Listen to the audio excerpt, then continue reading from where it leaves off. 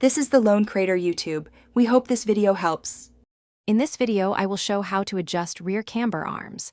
Start by parking on level ground, engaging the parking brake, and loosening lug nuts slightly. Lift the vehicle, place jack stands under solid lift points, and chock the front wheels. Remove the rear wheel and inspect the suspension for wear or damage.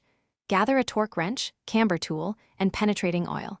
Clean mounting bolts and prepare to make small measured adjustments to the camber. With the wheel off, attach a camber gauge or place a straight edge against the rotor and use a level to read degrees. Measure both left and right sides and write down the numbers, noting any difference. If you have coilovers or adjustable arms, set the vehicle back to ride height and recheck for realistic readings. Small changes make noticeable effects, so plan adjustments in 0, 1 or 0, 5-degree increments.